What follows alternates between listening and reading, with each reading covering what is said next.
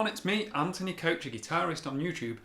Today, sitting a little bit further back than I usually do because I'm using the looper today, because today is all about my thought process when it comes to basic songwriting. Yes, sometimes I talk about shred,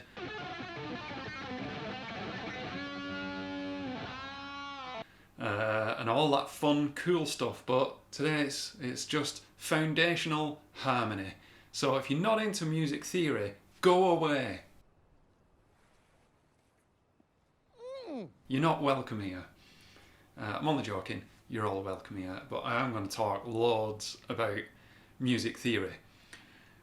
So bear with me. You know, most of the time I have a bit of a script when I go into these videos. Today I've not got time, but I know what I want to talk about, so let's see what happens. I'm talking about, well, you know, I'm a teacher, and what usually happens when I teach about music is there are just analogies all over the place. And this is one of my favourite ones, that people, when they're learning songwriting, compositional techniques, or harmony, chord scale theory, the main question is, how do you know what chords are in what key?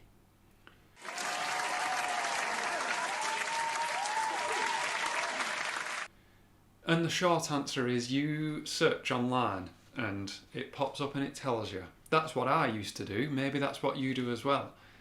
You don't want to always have to rely on that. Firstly, because it's quicker to do it on your own, but secondly, you give yourself a massively amazing music theory workout. Before I talk about what I'm going to talk about today, in those comments down there, I would like for you to answer this question. How is your music theory? I talk a lot about music theory. If you had to rate your music theory out of 10, what would you give your music theory knowledge? Let me know down there. So what am I talking about? I'm talking about the fact that in a key, say the key of C major. Everyone likes C major because there's no sharps or flats. We've got the notes C, D, E, F, G, A, B. And let's stick C on the end there as well, even though it doesn't really matter. In fact, no, let's chop it off. I've changed my mind. C, D, E, F, G, A, B. They're the notes of C major. To harmonise those, now I'm going to launch into some very quick music theory that's then going to get a little bit more manageable. But I've got to say it first. If I harmonise from C, I end up with the notes C, E and G. In other words, a C major chord. If I do the same on the D note, I end up with D, F, A, which is D minor. Then I get E, G, B, F, A, C, G, B, D, A, C, E, B, D and F. In other words, C major, D minor, E minor, F major, G major, A minor, B diminished. So I was talking earlier about analogies. And my favourite analogy is, think of that now as an artist's palette. When an artist makes some incredible artwork, they sometimes do it with a very limited palette. You might not be aware of this, but you might just have blue and red and yellow. In fact, from those three colours you can create all colours. But you would then pick and choose from that, and they would be harmonious together. They would be, in some cases, complementary to one another, and you'd mix and match. It's the same here, that if you're creating a song, of course you can come up with a chord progression simply that you just like the sound of. Many amazing songs have been written that way, where you just go, okay, oh, that sounds good, I like that. And you don't care about music theory. And if that works for you, do that, because just do whatever works. But if you want to approach it from the other side and go, well, okay, I want to study music theory, so those are now my colour palette to go to. And what have I got there? I could play a C chord followed by a D minor chord, and that'd sound like this.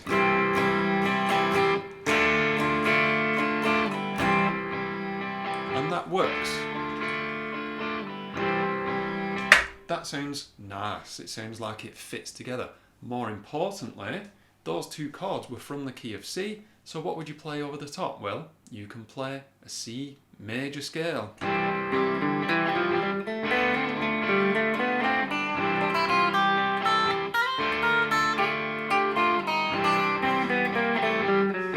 If you know one, that is. Moving on from that, you can play a C major scale. Let me make up for that.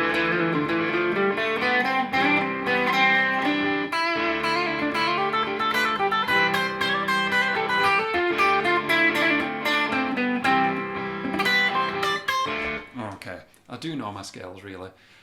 And that's good for noodling. But going back to this bigger concept of songwriting, that's good for vocal melodies. If you want to come up with a vocal melody or a hook, a repetitive hook, then use the C major scale over those two chords. What if you wanted to add another chord to that? Well, you just refer back to your artist's palette and go, right, well, I can play C major, D minor, what about A minor? Let's stick an A minor in there as well. Don't know how it's going to sound until I've played it. Let's go for it.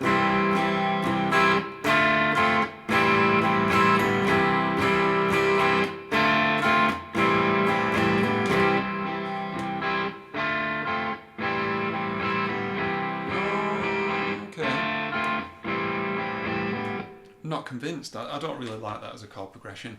I'm condensing this down into a very quick demonstration for a video. You could go C, what should we choose? A minor, D minor, and a G. Okay, that sounds very strong.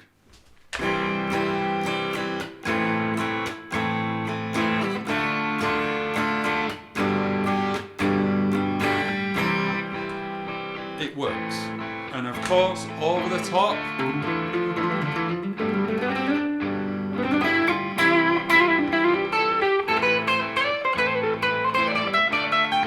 all that stuff.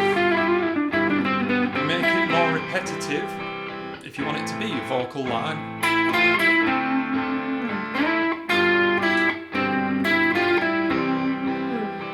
Or a hook.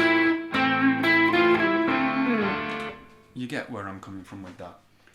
This gets developed, you know, because those are just triads, those are just 3-note chords. This gets developed further when you go back to that first step and harmonise in C, E, G, D, F, A, E, G, B. When you harmonise even further and you end up with 7th chords. C, E, G, B, D, F, A, C, E, G, B, D. F, A, C, E, G, B, D, F, A, C, E, G, and B, D, F, A. In other words, a C major 7 chord, new palette of colours. C major 7 chord, D minor 7 chord, E minor 7 chord, F major 7 chord, G dominant 7 chord, don't ask, I'm not getting into that today, A minor 7 chord, and a B minor 7 flat 5 chord. Again, I'm not going into that today. Think of those as just your palette.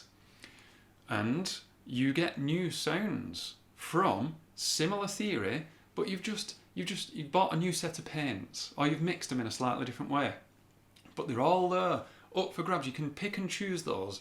C major 7, A minor 7, F major 7. Do you know what? I just like those 3. I was going to choose a 4th, but that seems really nice. What about if we go for something really laid back?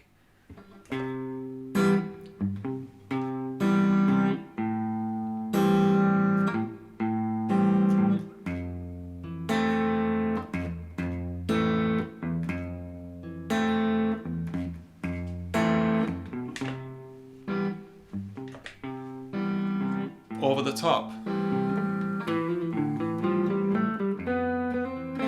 Might be a bit quiet. Sorry, I got the levels a bit mixed up today.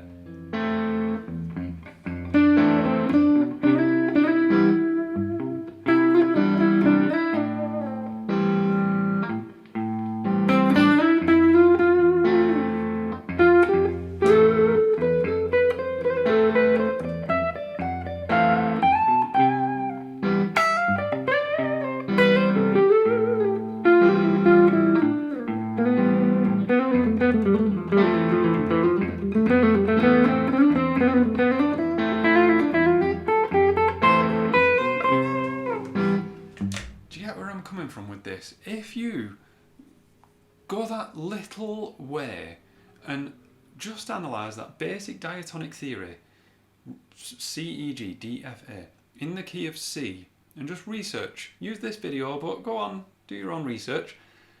It goes such a long way into starting to understand how scales and chords work together. But more importantly, it serves as this little artist palette, as a springboard for you to go around. Oh, what chord shall I go? Shall I put D minor? Okay, I'll try. Oh no, I don't like that. You know, just like an artist would. Oh, that's too much green. Let's go over that. You switch chord. Use this, but start to look into working it out on your own. Don't just search online. Thank you very much for watching. I did a lot of waffling today. It was all completely off the cuff, today's video, and it wasn't about shred. So if you did watch it this far, then you are a true couch potato. Let me know, in fact, if you did. I'll try and think up some shred stuff for the next video. Do you like guitar communities?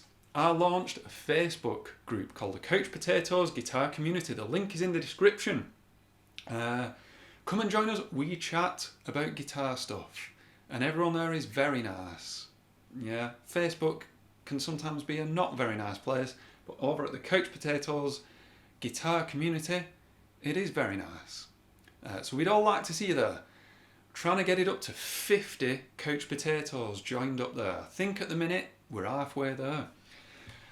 Thanks for watching. I'm going to play us out with that nice chord progression while some very incredible names pop up here.